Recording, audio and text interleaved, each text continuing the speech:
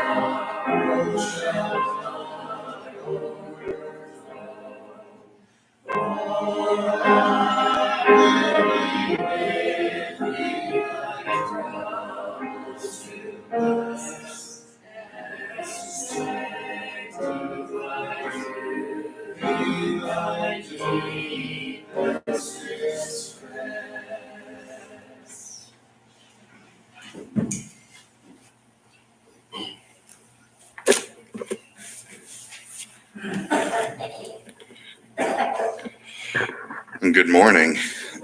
It is nice to be with you this morning, and nice to have the sun out. And it feels like we're getting close to spring finally. It is nice to be with you, and again I bring greetings from North Liberty congregation. I know probably there aren't many that make their way down this far to visit with you all, but it is good to be with you this morning. I'm going to share out of Matthew chapter 14.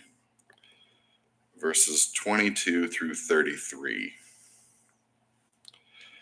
says, Immediately Jesus made the disciples get into the boat and go ahead of him to the other side, while he dismissed the crowd.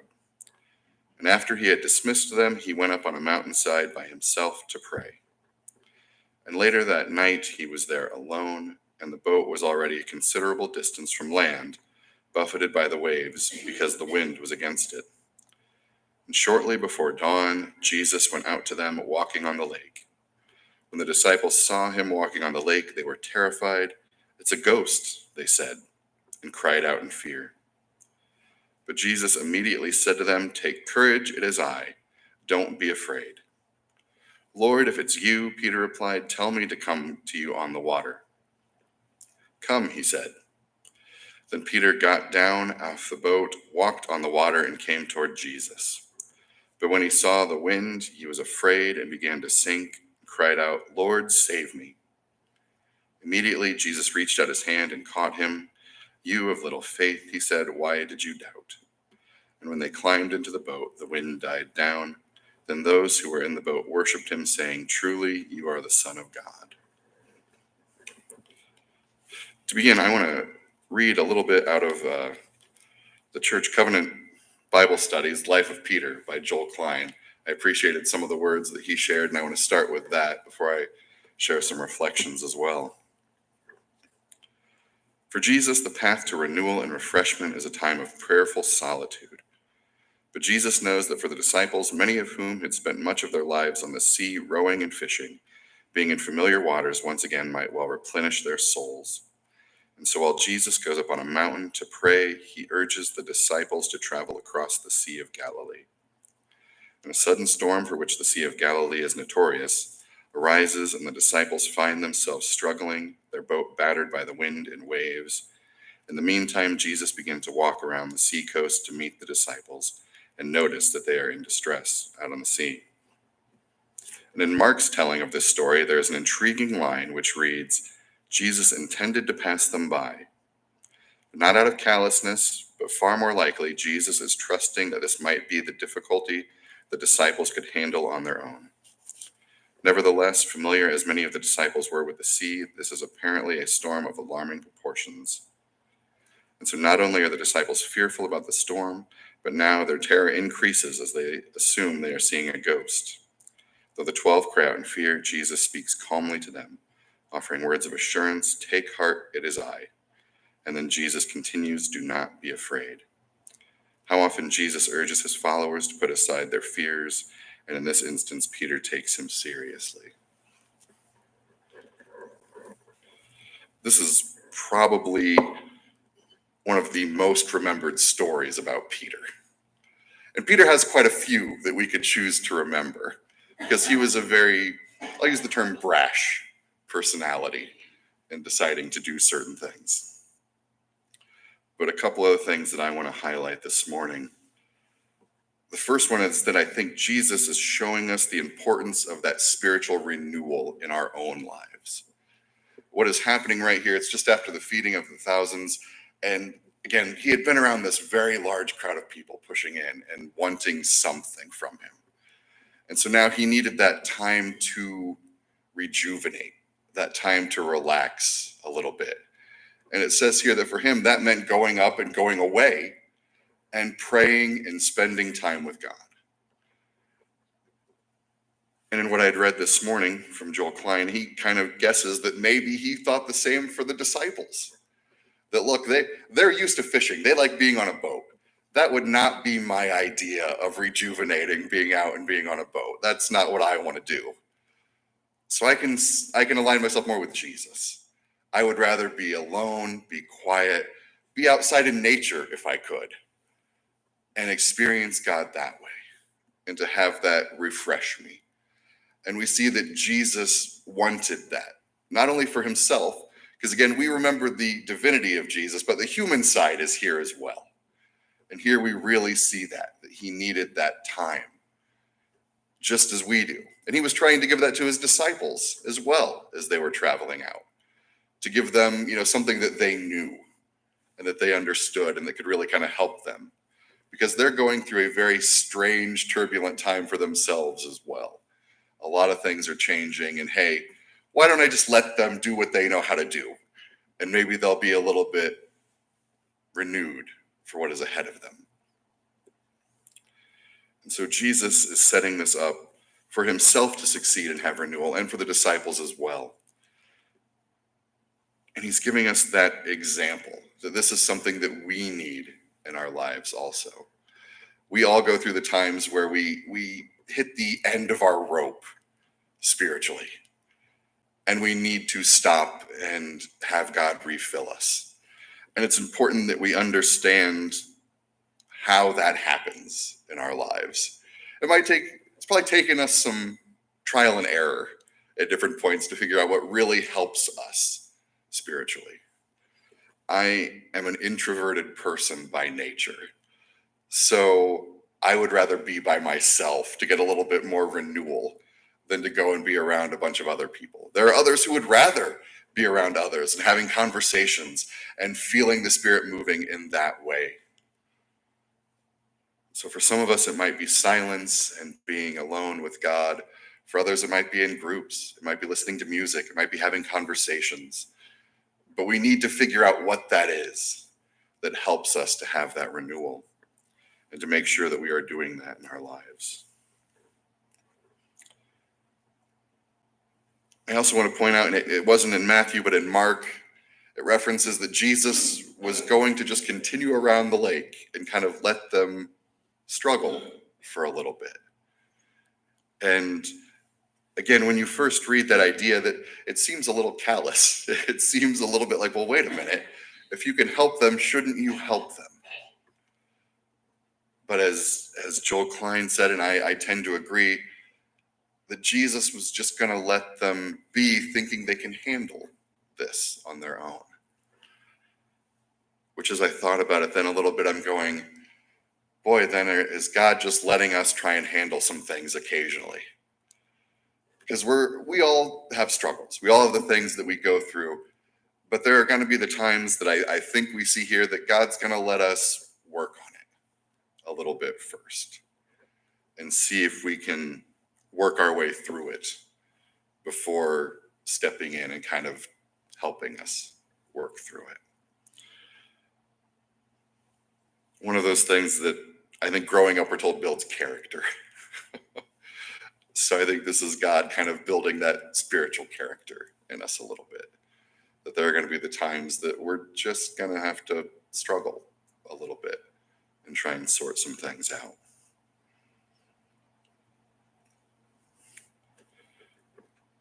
And then as Peter and the rest of the disciples see Jesus coming towards them, I've always found it amusing that they think it's a ghost.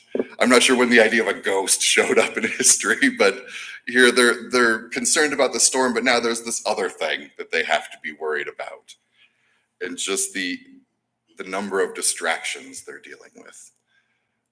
And I thought about that and going, boy, yeah, that seems to be how it is. When things aren't going well, there's multiple things that all of a sudden aren't going well that you have to try and wrestle with and sort out. And so the disciples, from my perspective, have to feel pretty overwhelmed with everything that is going on here. And Jesus, informs them, no, it's all right. I'm coming to help you. It is I.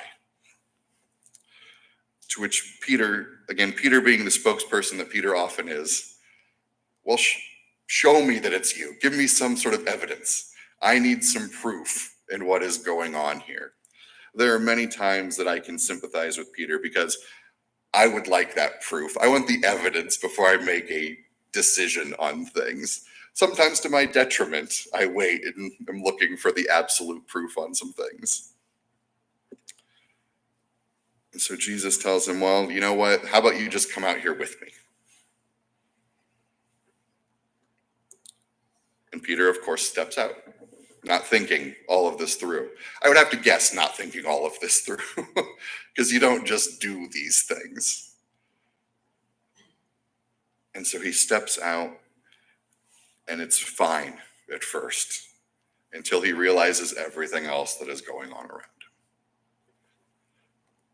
When he is focusing on Jesus and trying to stay there, he is doing all right. It's when everything else gets in the way that he has problems. And as he starts to sink, he cries out for help. And this, to me, is a very good picture of our faith. We might have that initial faith to step out and do what we're being asked, but that second there's that little bit of doubt, boy, we run into problems. And then we go, well, wait a minute, God, come on and help me here. We've got a problem.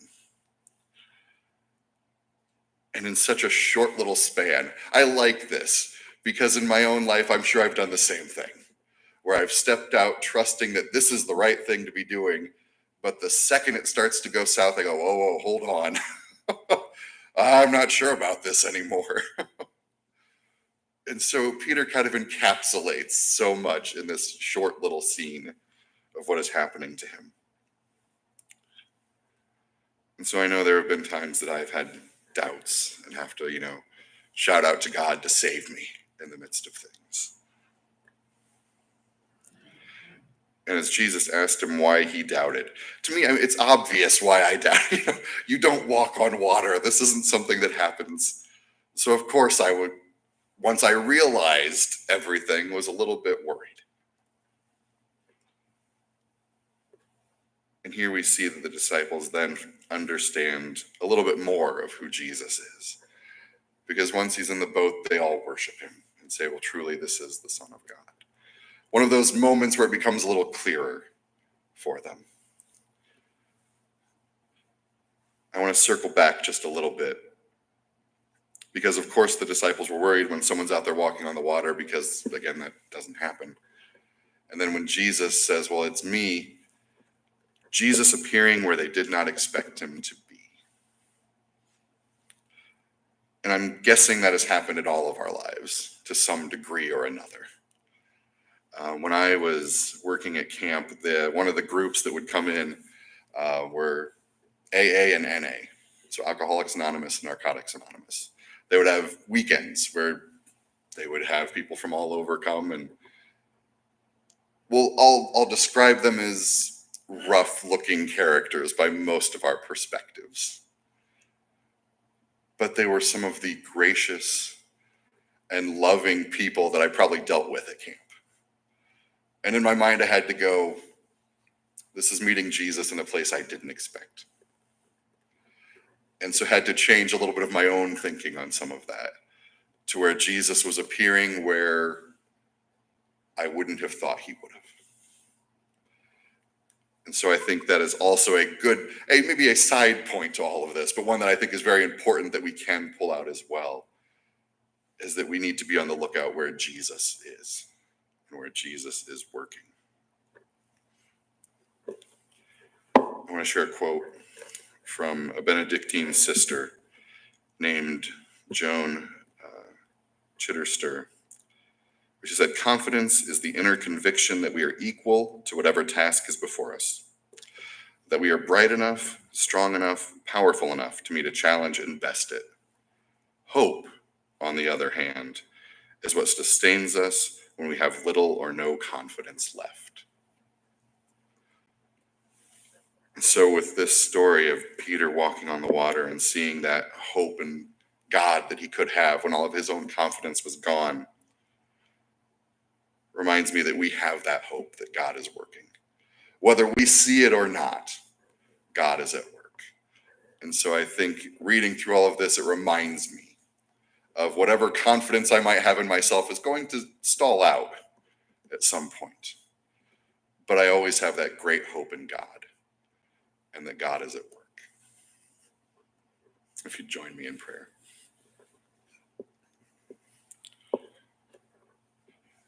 Our gracious and loving God, we are thankful that you are constantly at work, whether we are paying attention or not.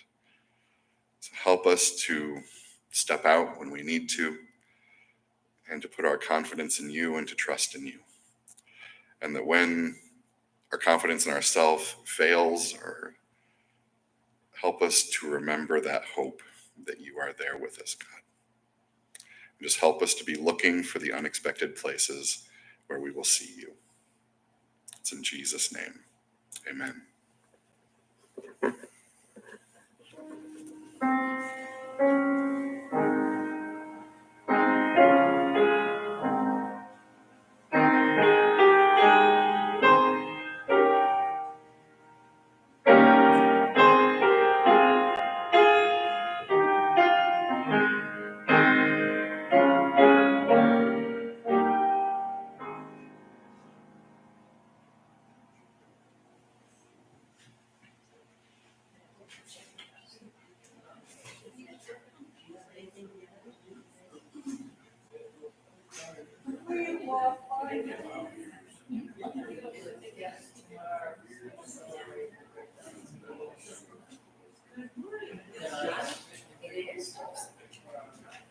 Not as thick as I thought.